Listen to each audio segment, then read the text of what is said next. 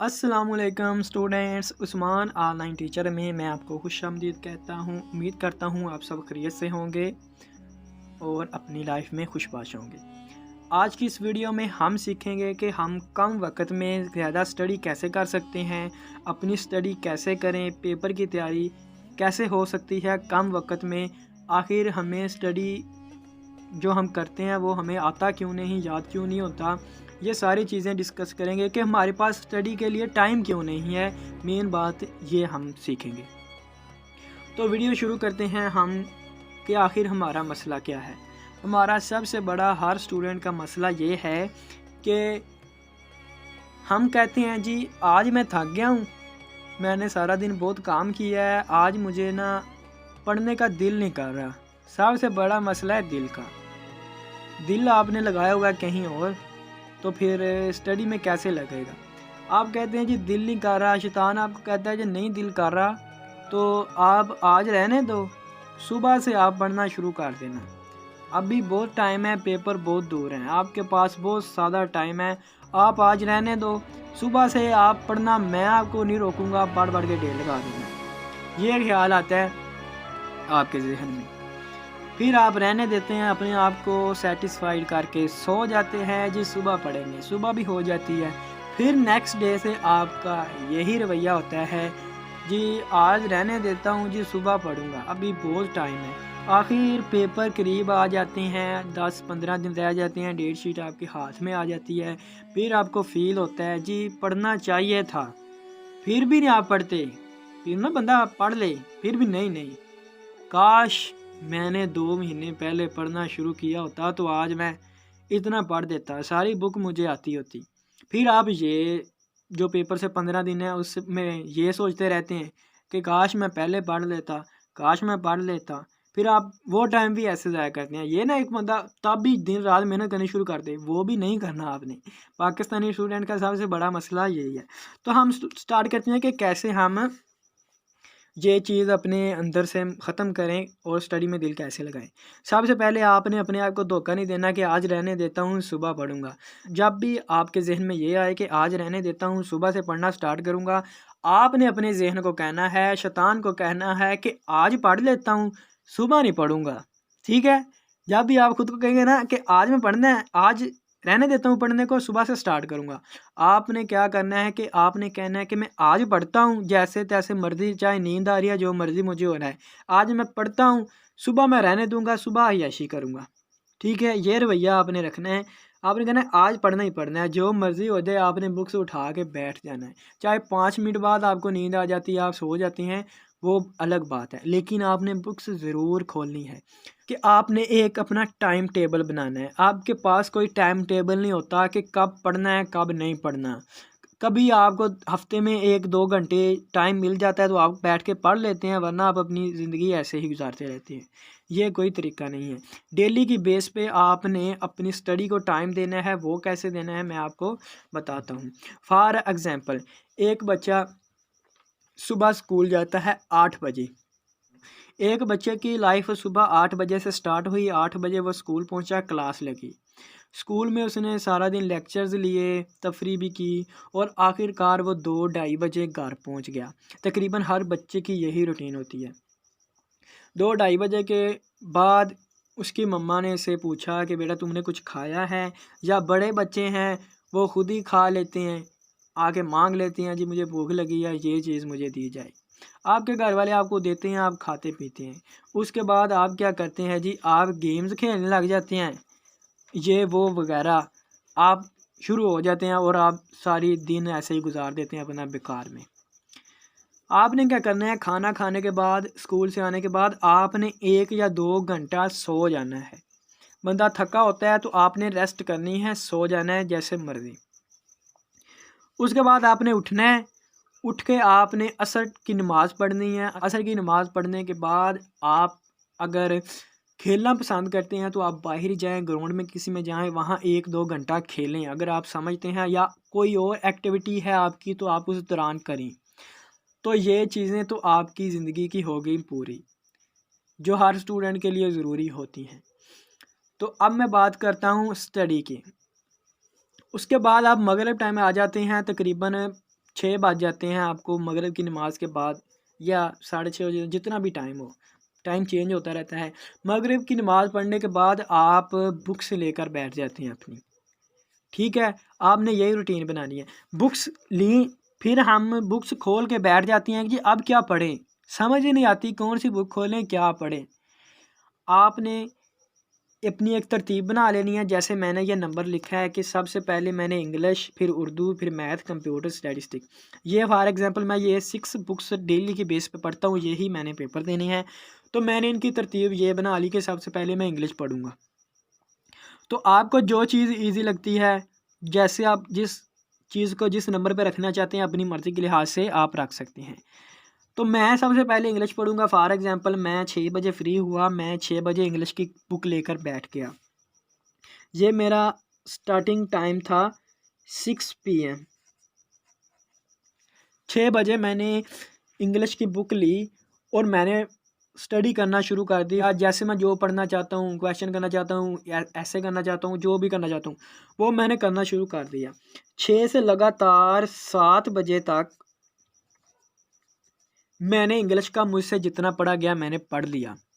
जैसे ही 7 बजे मैंने बुक्स बंद कर दी इंग्लिश की, चाहे मेरा रहता था या मैंने कर लिया था, मैंने बंद करके रख दी। जो रह गया सो रह गया। फिर 7 बजे मैंने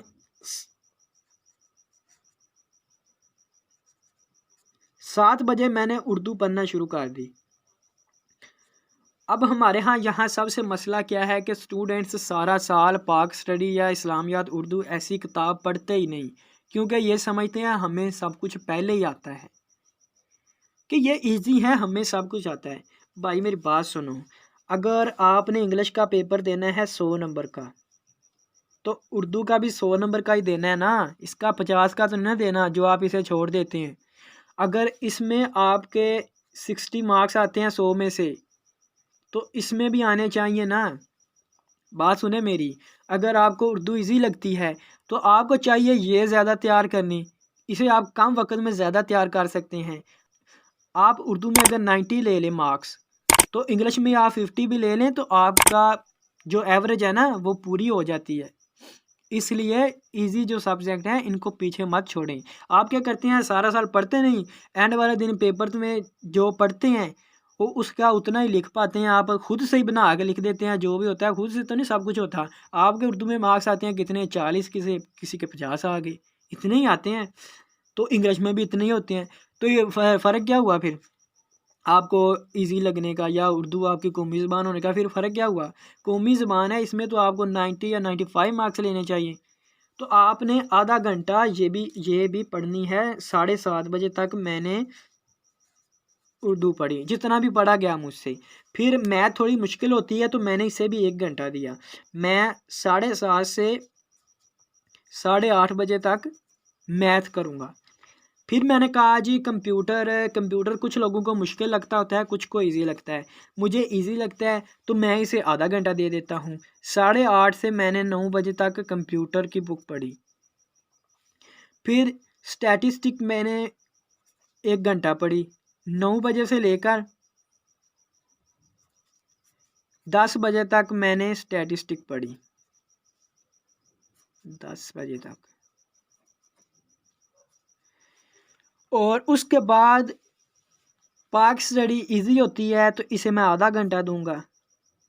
10:30 तक पाक स्टडी करूंगा मैं, 10 बजे से लेकर 10:30 बजे तक। 10:30 बजे मैं फ्री हो जाऊंगा। 6 से लेकर 10:30, 1 घंटा, 7, 8, 9, 10, 4.5 घंटे बनते हैं। 4.5 घंटे जो बंदा रोज़ाना पढ़े, क्या वो हाई मार्क्स नहीं ले सकता पेपर में? हालांकि उसकी ज़िंदगी के जो दूसरे मराहिल हैं वो भी मैं सब पूरे किए हैं उसके 24 घंटों में। अब अगर आप डिनर जल्दी करते हैं या आप डिनर 10 बजे करते हैं, 10:30 बजे, फिर तो आपका डिनर इसके बाद आप कर सकते हैं। अगर आप डिनर 8 बजे करते हैं, 7 बजे करते हैं, 6 बजे करते हैं, 9 बजे करते हैं, तो आपने इसी बुक के टाइम के दौरान उठ के जाना है। फॉर एग्जांपल मैं 8:30 बजे मैंने कंप्यूटर स्टार्ट किया, 7:30 बजे मैथ स्टार्ट की, और फिर डिनर का टाइम हो गया। मैं मैथ पढ़ता पढ़ता उठ के गया, 10-15 में डिनर किया मिनट में। अपना फिर वापस आके वहीं से स्टार्ट कर लिया। ठीक है, जैसे ही 8:30 बजे मैंने मैथ बंद कर दी। ऐसे आपने अपनी रूटीन बनानी है कि अगर पानी पीना है, बाथरूम जाना है और कोई ऐसी जो एक्टिविटी है जिसके बगैर इंसान नहीं रह सकता, तो वो आपने उठ के जाना है और जल्दी जल्दी ख़त्म करके वापस अपनी स्टडी पे आ जाना है। कि 10:30 बजे के बाद अगर आप मोबाइल यूज़ करना चाहते हैं, अपना नहीं रह सकते मोबाइल के बिना, तो आप 11 बजे तक आधा घंटा या 45 मिनट अपना मोबाइल यूज़ कर सकते हैं और 11 साढ़े 11 आप सो सकते हैं, जो कि ठीक टाइम है सोने का भी। 11:30 बजे या 11 बजे आप सो गए और फजर टाइम सुबह उठ गए 4 बजे। 4 बजे उठने के बाद आपने नमाज अदा की। फिर आपने क्या करना है कि जो रात को जिस बुक का जो पार्ट रह गया था, कि इंग्लिश का रात को मुझे 2 क्वेश्चन रह गए थे, बाकी मैंने कर लिए थे, इतने में टाइम ख़त्म हो गया था। तो मैंने फजर के बाद नमाज़ पढ़ने के बाद इंग्लिश के वो 2 क्वेश्चन भी करने हैं अपने, जो रात को रह गए थे। जो कंप्यूटर का रह गया था वो भी करना है, स्टैटिस्टिक्स का रह गया था वो भी कर लेना है, थोड़ा-थोड़ा जो रहता होता है। फिर इतने में 6 या 6:30 हो गए। फिर मैंने अपने नाश्ता करना है और स्कूल की तैयारी शुरू कर देनी है। तैयारी करके 8 बजे स्कूल पहुंचना है। 8 बजे से हमने स्टार्ट किया था, 8 बजे मैं लेकर आया हूँ वापस। ये ऐसी अगर आपकी लाइफ की रूटीन हो तो आप खेल भी सकते हैं, दिन में सो भी सकते हैं, अपनी स्टडी भी कर सकते हैं, अपनी एक्टिविटीज़ पूरी कर सकते हैं। आपने अपनी लाइफ खुद ख़राब की हुई है जान के। आप सारा साल सोचते रहते हैं जी हमने पढ़ना है, बस सोचते ही हैं, पढ़ते आप नहीं हैं, सिर्फ अपने आप को धोखा देते हैं। तो आपने जैसे मर्ज़ी करके अपनी स्टडी के लिए टाइम निकालना है, अपना एक टाइम टेबल रखना है। अगर ये टाइम टेबल आपको लिए नहीं सही, तो आप कोई और टाइम टेबल भी रख सकते हैं जिसमें आपको 4 साढ़े 4 घंटे लगातार फ्री आप रहते हैं। वो टाइम टेबल भी आप अपना सेट कर सकते हैं। अगर आप अपनी स्टडी पे फोकस नहीं करते तो आप अपना और अपने घर वालों का टाइम और पैसा ज़ाया कर रहे हैं। अगर आप नहीं पढ़ना चाहते तो आप अपना कॉलेज या स्कूल छोड़ दें, कोई और काम सीख लें, कोई स्किल सीख लें जिससे आपका फ्यूचर सिक्योर हो सके। अगर आप पढ़ लेंगे तो इसका सिर्फ़ और सिर्फ़ आपको फ़ायदा है, आपकी ज़िंदगी आसान हो जाएगी। आपने किसी को कमा कर दे नहीं देना, आपने अपने लिए और अपने बच्चों के लिए ही कमाना है, अपनी ज़िंदगी आसान बनानी है। माँ-बाप पागल नहीं है जो आपको पैसे भी देते हैं कि हमारा बच्चा पढ़ जाए, हालाँकि उन्हें आपने क्या देना है?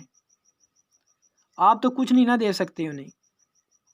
फिर भी वो आपके लिए इतना मेहनत करते हैं, खर्चा करते हैं, क्यों? क्योंकि आपकी ज़िंदगी आसान हो जाए। जो उन्होंने तंगियाँ झेली हैं अपनी ज़िंदगी में, मुश्किल से मुश्किल तरीन जो काम किए हैं सिर्फ़ आपके लिए, कि हमारे बच्चे को भी ये काम ना करना पड़े। वो पढ़ लिख कर उसकी ज़िंदगी आसान हो जाए, कोई अफ़सर बन जाए या किसी और बड़े ओहदे पे चला जाए। इसीलिए वो इन्वेस्ट करते हैं ना आप पे। आगे कहते हैं कि अपना टाइम ज़ाया करते हैं, एंड पे कह देते हैं जी मुझसे नहीं पढ़ने होता।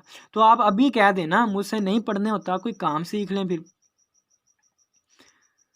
और जाते-जाते मैं आपसे कहता हूँ अगर कोई बात बुरी लगी है तो उसके लिए माज़रत। वीडियो को लाइक करें, अपने दोस्तों के साथ शेयर करें। खुदा हाफ़िज़, अपना ख़्याल रखिएगा।